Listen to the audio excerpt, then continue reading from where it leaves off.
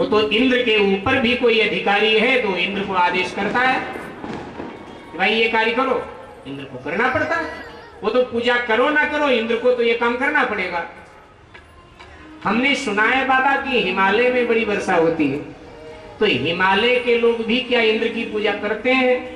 नंद बाबा ने कहा बेटा ये हमको नहीं पता कि वो करते हैं कि नहीं, लेकिन हम लोग करते हैं। बोले बाबा सकाम पूजा अच्छी नहीं होती है, पूजा निष्काम होनी चाहिए। और वैसे भी इंद्र का जो जीवन है वो कामना वासना प्रधान है, और कामना वासना जिसके जीवन में हो पूजनीय नहीं होता है, जिसके जीवन में त्याग हो वो पूजनीय होता है। बेटा क्या कहना चाहते हैं आप?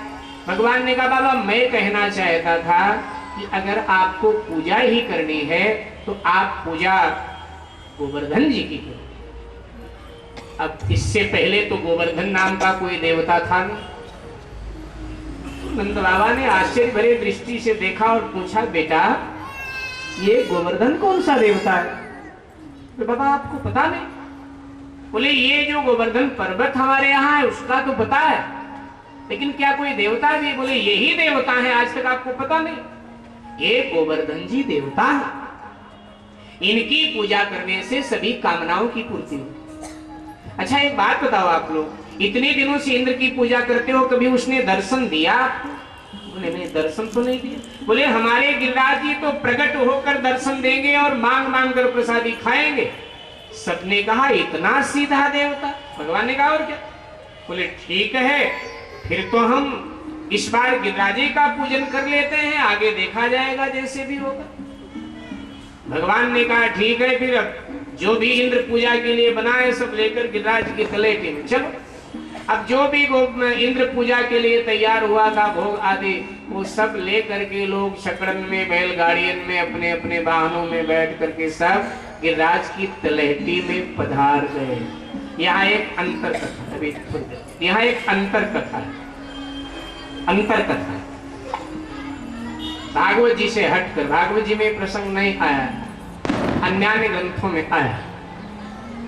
गिरिराज जी के पूजन पर भगवान ने इतना जोर क्यों दिया? विचारणीय है, ये बिंदु विचारणीय है। इंद्र की पूजा बंद कर। ये गिरिराज जी जो ब्रज में हैं, इससे पहले गिरिराज जी हिमालय में होते थे। हिमालय के छोटे पुत्र हैं, बड़ा पुत्र मैनाक है, जिसका वर्णन सुंदर कांड में आप पढ़ते हो, ते मैनाक हुए समहारी। और ये छोटा है सबसे, 100 पुत्र हैं हिमालय के, बड़ा मैनाक है और छोटा गिरिराज गोवर्धन है। बीच वालों का नाम नहीं पता, शास्त्रों में आया नहीं, इन दोनों का है।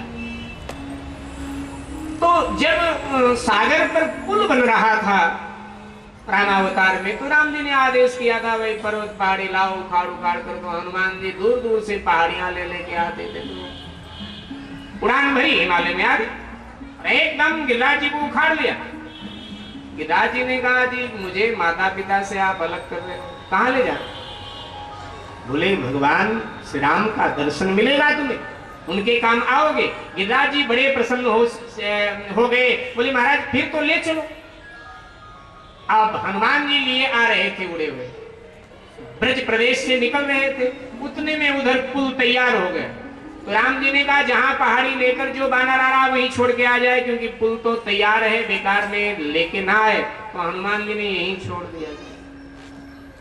गिरिराज जी ने कहा हमने सुना था कि संसारी धोखा देता है, लेकिन संत कभी धोखा नहीं देता।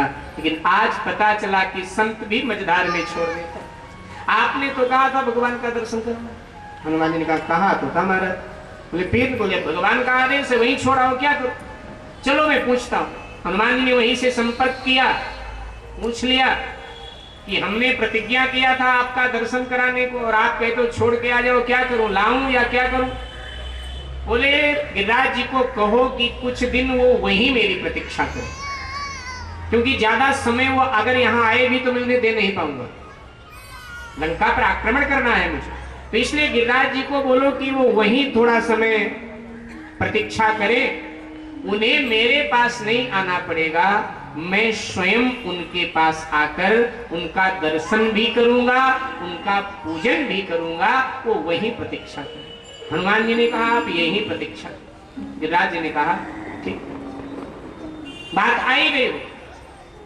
भगवान ने ये बताया संसार को कि जो हनुमान जी पर विश्वास कर लेता है, जो हनुमान जी पर यकीन कर लेता है, उससे मैं मिलता ही हूं, इसमें कोई दो राय नहीं है। उससे मैं मिलता हूं जो हनुमान जी पर भरोसा कर, चाहे उसमें कितनी कमी क्यों ना, सुग्रीव में कितनी कमी थी, लेकिन हनुमान जी पर भरोसा किया तो राम जी मिल गए। तुम उपकार सुग्रीव ही कीन्हा, राम मिलाए राजपद। तुम्हारो मंत्र विभीषण माना, लंकेश्वर भय सब जग जान। हनुमान जी पर जो भरोसा करता है, हनुमान जी शक्ति गुरु हैं। आपका इष्ट कोई भी क्यों ना हो, ध्यान दीजिए, ये मेरा व्यक्तिगत आपसे निवेदन है, आपका इष्ट कोई भी क्यों ना हो, लेकिन आप हनुमान जी का आश्रय जरूर लेना। जो आपका इष्ट होगा हनुमान जी तत्काल उससे आपको मिला देंगे। हनुमान जी बस मिलाने का काम करते हैं, आपको आपके लक्ष्य तक हनुमान जी पहुंचाया करते हैं। अगर कृष्ण जी आपके इष्ट हैं तो हनुमान जी कृष्ण जी से मिलाएंगे आपको, शिव जी इष्ट है तो उनसे मिलाएंगे, देवी माँ इष्ट, जो आपका इष्ट है वहां तक हनुमान जी पहुंचाया करते। इसलिए भगवान ने गिरिराज जी के पूजन पर जोर दिया। सब गिरिराज की तलहटी में पधार गए। बोलो गिरिराज महाराज की जय। और अब पूछा पूजन कैसे होगा? बोले पहले स्नान। अब वहां उस समय पानी नहीं था, वहां उस समय पानी था नहीं, तो ग्वालों ने कहा स्नान कैसे करवाए। वृंदावन से यहाँ पानी लाना मुश्किल, आपका देवता शक्तिशाली है तो गंगा को बुला लो। भगवान ने कहा बुलाए कहाँ, कोई कुंड उंड तैयार करो। तो ग्वालों ने झटपट एक कुंड तैयार किया, और जब कुंड तैयार हो गया तो गंगा जी का आवाहन किया, मानसी संकल्प लिया भगवान ने, और उस कुंड में गंगा मां प्रकट हो गई।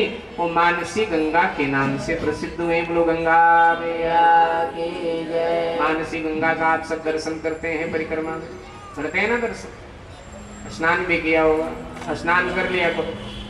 कई दिल्ली वाले कहते हैं महाराज स्नान लायक उन लोगों ने रखा नहीं। अब वो लोग वहां के निवासी, उनको क्या कहें, बाकी आप स्नान कर लिया करो। वैसे हम लोगों ने अपने तीर्थों का हाल भी बद से बदतर बना दिया। वहां के निवासी मानते, वो जाने भगवान जाने। इसीलिए शास्त्रों में आया है जहां तक हो सके तीर्थ में प्रवास करना चाहिए, निवास नहीं। प्रवास कीजिए, निवास। अगर निवास करेंगे तो फिर गड़बड़ हो जाता। निवास करेंगे तो वहां के निवासी जो हैं कुछ मूल जरूर आजकल हर जगह, तो फिर कहीं ना कहीं हम उनकी आलोचना भी करेंगे, संत महात्माओं की आलोचना भी करेंगे, अपराध अलग से करेंगे। इसलिए दर्शन किया, 2-4 दिन रहे, इसके बाद में फिर अपने घर दर्शन कीजिए। बस दर्शन करने जाए,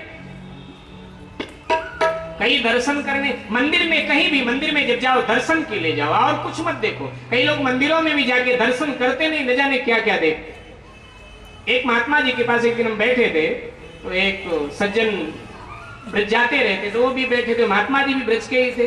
तो महात्मा जी से कहने लगे कि महाराज आपके वहाँ ये बिहारी जी पे जाओ, वो पैसा रखो तो प्रसाद अंदर जाता है, बाहर से आधे आधे।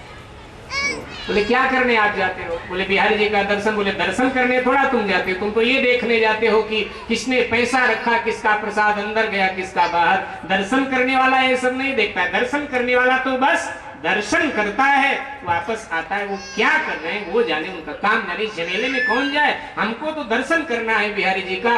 बिहारी जी का दर्शन हुआ, अपने घर आए, वो जाने, उनका काम जाने। इन चीजों में नहीं जाना चाहिए। किसी भी मंदिर में कहीं भी जाते हैं, अपने कॉलोनी के मंदिर में हम दर्शन के लिए जा रहे हैं, और थोड़ा देखना, भगवान का दर्शन किया था तो भक्ति भजन में सब वर्जित। तो जैसा भी है स्नान करना चाहिए। तो मानसी गंगा के जल से गिरिराज जी को स्नान कराया और अब गिरिराज जी का भोग लगने लगा।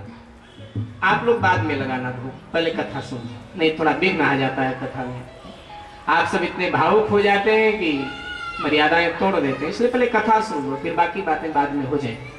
तो भोग लगने लगा गिरिराज जी का, और जब भोग लगने लगा तो एक रूप से गिरिराज जी में, एक रूप से ग्वालों के साथ भगवान मांग मांग कर खा रहे हैं। और लाओ ग्वाले तालियां बजा बजा के हंसते हैं, कहते हैं कन्हैया तेरा देवता बड़ा सीधा है, और ये भूखा भी बहुत है, तो सब खाए जा रहा है, कुछ छोड़ नहीं रहा है। भगवान ने कहा इतने दिनों से जब भूखा रखा तुम लोगों ने, तो खाएगा नहीं। ब्रजवासी दूध का कटोरा रखते हैं, गिरिराज जी भोग लगाओ, वो एक ही श्वास में सब खींच लेते हैं, एक बूंद भी नहीं छोड़ते। ब्रजवासी कटोरा अपनी तरफ खींचते हैं, कहते हैं कम से कम हमारे बच्चन के लिए एक प्रसाद तो बाबा छोड़ दो, आप तो हद कर रहे हो, सब खाए जा रहे हो। लेकिन गिरिराज जी सब खाए जा रहे हैं, जो लाए थे सब छक लिया गिरिराज जी ने। तो सबने कन्हैया की ओर देखा, लाला अब क्या करना है तेरे देवता की सेवा? बोले देखो भाई, हमारे देवता की परिक्रमा करनी है, और परिक्रमा की बड़ी महिमा है। आप सब परिक्रमा करने जाते ही हो, जब समय मिले परिक्रमा कर लिया करो, लेकिन परिक्रमा करते समय कृष्ण का चिंतन किया करो। कई लोग परिक्रमा करने जाते हैं लेकिन कृष्ण की याद नहीं, याद घर की आती है। बुरा लगे तो क्षमा कीजिएगा। तीर्थ में जब जाएं तो घर की याद नहीं आनी चाहिए। घर की याद आने का मतलब क्या है कि घर चल रहा है, शरीर से दिल्ली में, मन गिरिराज में, तो उसका पूरा पुण्य मिलेगा आपको। लेकिन शरीर गिरिराज में, मन दिल्ली में तो कोई पुण्य नहीं मिलेगा। मैं नहीं, शास्त्र कह रहा है। मन दिल्ली में, शरीर गिरिराज में कोई पुण्य नहीं। लेकिन शायद शरीर दिल्ली में, मन गिरिराज के तलहटी में घूम रहा है तो पूरा पुण्य। ये मैं नहीं कह रहा हूं, शास्त्र ही कह रहा है। तो इसलिए जब गिरिराज जी की परिक्रमा करें तो कृष्ण का चिंतन करते करते श्री गोवर्धन महाराज महाराज तेरे माथे मुकुट विराजित,